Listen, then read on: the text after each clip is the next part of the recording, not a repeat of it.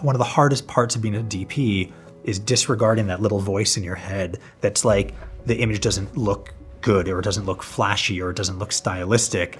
How you need to be with people is honestly one of the most important facets of the job. If you create the space for people just to be human first, that baseline for the level of work they're going to bring is automatically going to be elevated.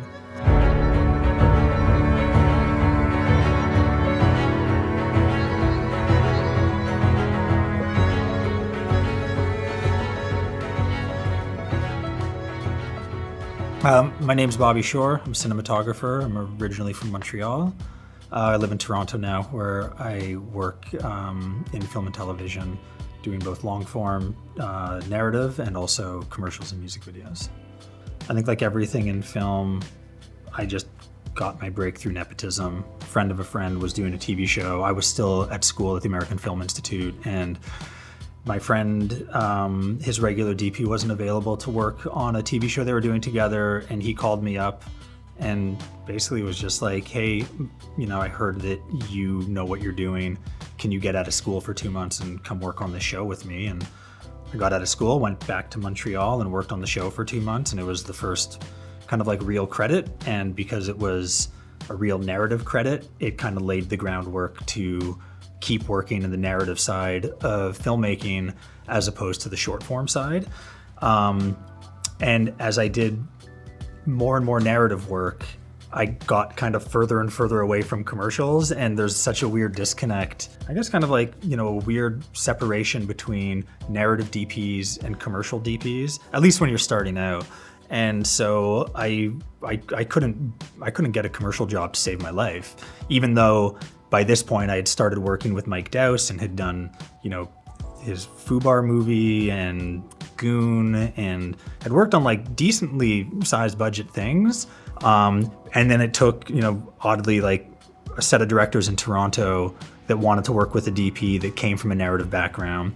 They made the push for me. I did one job with them, and then all of a sudden I was a commercial DP. And that kind of just created a really good inroad to doing short form work, which was, I didn't realize it at the time, but I think it provided a really great opportunity to, I think, be a little bit more judicious about the types of long form work that I was doing, which I think, I don't know, I look back on, the last 10, 15 years, and I feel like I did a very bad job of curating the career that I actually wanted. And I think a lot of that had to do with kind of just taking what was available to me at the time when I was kind of coming up, as opposed to paying really close attention to the things that emotionally resonated with me. And I don't have any regrets about the work that I did, except for one job that I won't name. But no real regrets, but I think it provided it gave a really good kind of like learning curve once I got into short form, that I could be a little bit more diligent about the long form things that I would kind of want to sign on to. Take the opportunities that present themselves to you, especially when you're starting out. Learn as much as you can from what those opportunities can give you. But if you know that you have an end goal of working in narrative, try to, curate your decisions in a way that will open the right doors if you can. Do you know what I mean? But the best way to do that is work with directors who are up and coming, that are doing short form work, that have an interest in long form, and build that relationship early and become that person that's indispensable to them. That's like, being a DP is so much more than just being a technician. It's so much more than just being a craftsperson. I think that how you need to be with people is honestly one of the most important facets of the job. How you collaborate with someone, what perspective you bring to the table, especially in narrative, I think can inform the way that you'll approach a scene, the way that you'll shoot it, in a way that goes beyond kind of like just technical, or even beyond, emotional stuff. It becomes personal. You're really kind of imbuing your work with not just your experience, but the experience of the director, the experience of the people you're collaborating with, the actors, and all of that will kind of find its way into the kind of the subtext of the scene, and then hopefully you're shooting something that just feels super authentic, you know? I don't know. I'm a horrible person when it comes to networking. Like, I think that, again, just, the idea of just like cold emailing people, saying you like their work is great if that's something that feels comfortable for you. Maybe it's just because I'm a bit of a, pre-internet generation where I just never did that kind of coming up. And I wish that I had a little bit more, I think, courage to do that, But I definitely do think that as a DP, the idea of, I guess, kind of community building within your kind of vocation is, I think, really, really important. Cinematographers want to share what they know. They want to share their experiences, and they basically just want to talk to people that'll listen to them, I think, ultimately. And so I think that the idea of reaching out to other DPs that have maybe shot things that you really respect, reaching out to DPs who do work that really resonates with you, 9 times out of 10, more than 9 times out of 10, you will get a response almost immediately, and you can end up forming a really kind of like strong connection over just like a mutual love for, your work and your job. And it's really nice to be able to do that with, especially other DPs that maybe don't share the same perspectives as you, that maybe approach things from a more feeling standpoint or a more technical standpoint, or, have, diverging opinions on, how to best approach a film from a visual standpoint.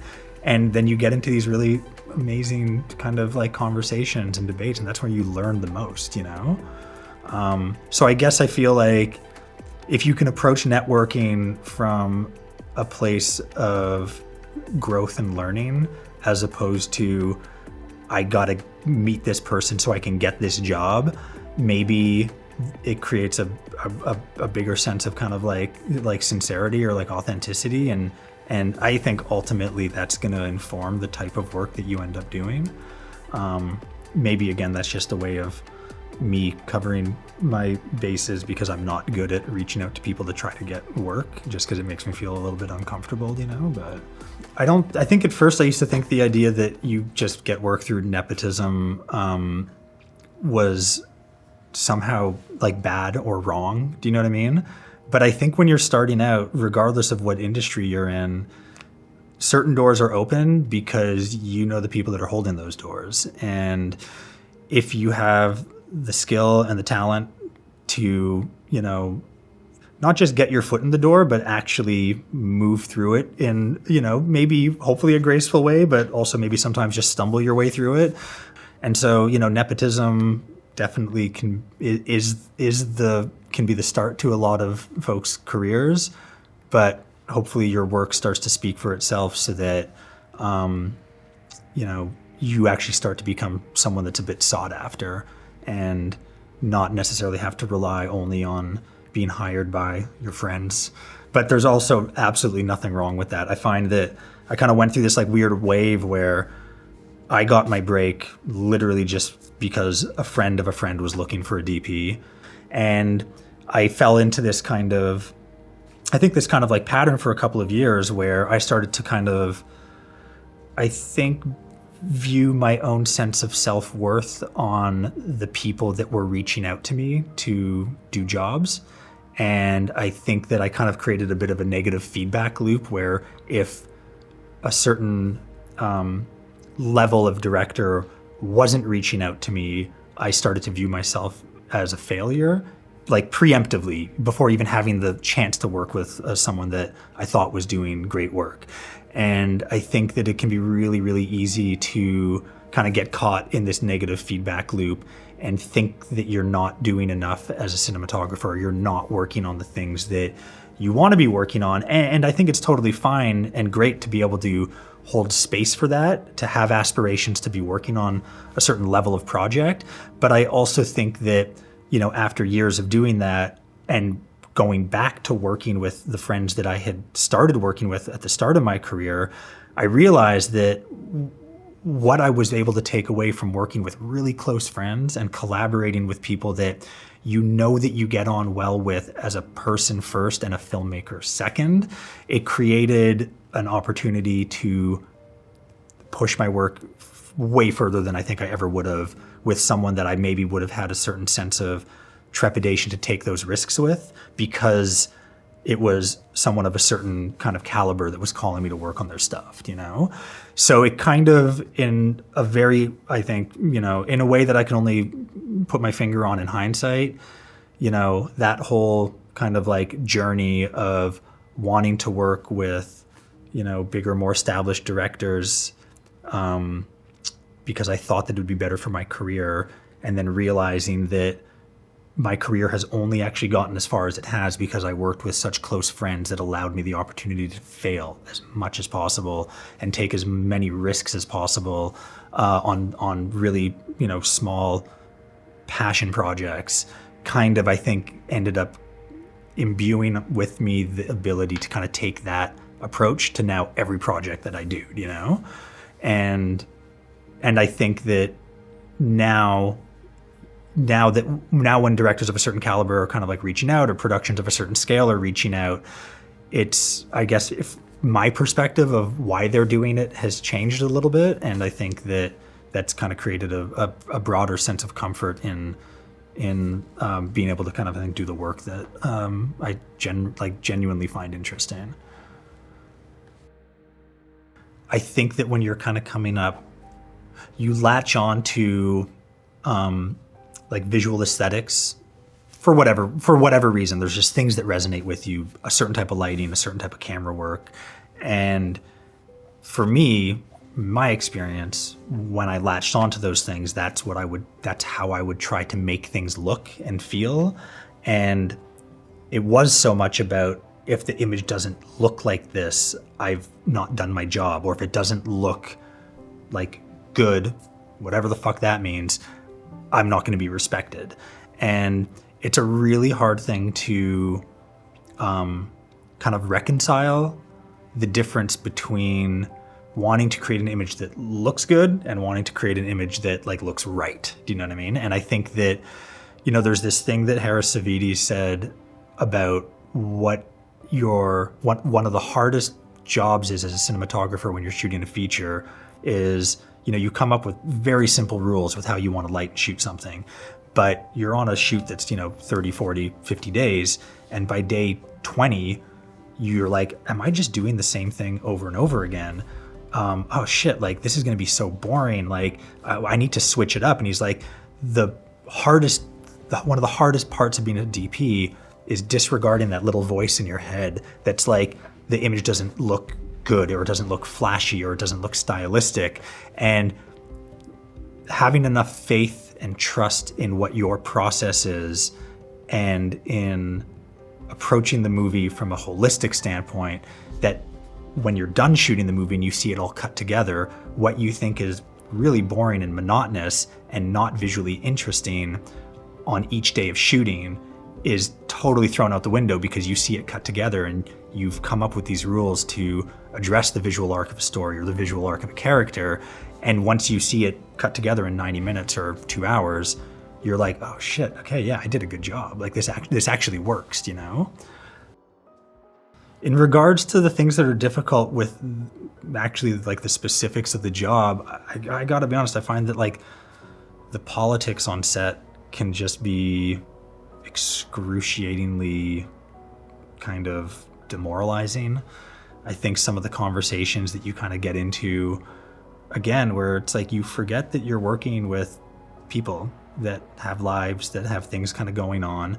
And I think that the expectation that the most important thing in your life should be the creation of whatever it is you're making, I don't necessarily think takes into account the complexities of the people that are making it, And I think that, as for me specifically, the older I get, the more importance I think I want to place on working with people that are able to respect that perspective a little bit more, and to realize that you're all in this together, you're all making something together, and that you can do it with so much respect and so much compassion and so much love, and that's going to make the project as good as possible, you know?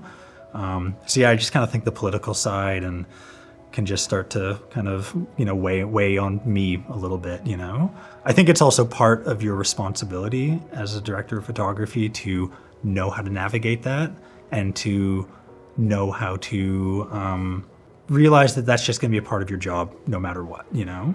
And to learn how to make the best of it sometimes as well. You know, you need to earn respect from people. I don't think that just because you're a DP, the crew should inherently kind of, you know, want to work for you. You need to create a space where they feel like you're going to be a compassionate, caring person. Like you're going to be there to work together and you're going to work hard, but that you're also understanding of the fact that people have lives outside of this job. Maybe someone's going through something really difficult, and when they get to set, they're just maybe not in a good mood, or they're feeling sad that day, or they're feeling whatever that day, you know? And I think it's really important to create space for that, while still, you know, I think having certain sets of expectations for a certain level of work. I think that if you create the space for people just to be human first, that baseline for the level of work they're going to bring is automatically going to be elevated. The idea, I think, of just like normalizing education as a paid position on set, specifically in advertising, there's so much money in advertising. There is such an immense opportunity to create and facilitate accessibility for so many individuals that want to work in film that might not have that access point. And I think that's kind of the idea that Hire was born out of, was what can we do as filmmakers in the industry in Toronto that are in certain positions of power that can advocate for the folks that want to get on set but have never typically been granted access or had access to those sets, and how can we advocate to take some of the millions of dollars that are spent on creating advertising and actually move it towards education. And it's, I don't know, I think it's something very important. I think it's going to be, you know, it's definitely a very long game. I think that, you know, and obviously we're definitely not even close to the first individuals that ever thought about this. This has been going on in Toronto for ages. It's been happening all across the States for ages. I think, you know, I think we just wanted to try to bring it specifically to commercials in Toronto, and just, again, try to create and facilitate those pathways into the industry that maybe aren't typically as accessible. You know, if you think about it, it's like the only reason I got my chance is a director took a chance on me. Do you know what I mean? I was young. I was, you know, like I said, he was like, I'm hiring you because you're young and you're going to work fast and you're going to shoot when I say fucking shoot. And that was fine. I didn't care about that. But I think that if you're in a position where you have the opportunity to give that chance to someone else, and production is like, oh, but we're worried that they're not going to do a good job, hire the person that we've been working with for 20 or 30 years.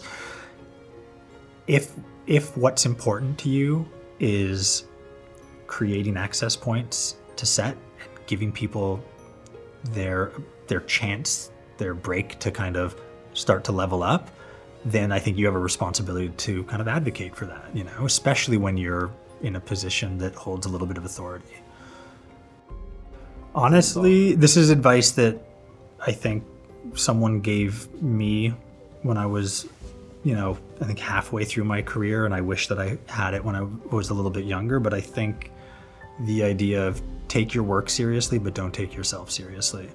I don't know, man. I just like that just resonates with me so much. I think that this is such a fun job, and we're so lucky to be able to, you know, do the stuff that we do. And it's stressful and it's arduous and the hours are long and it's really demanding.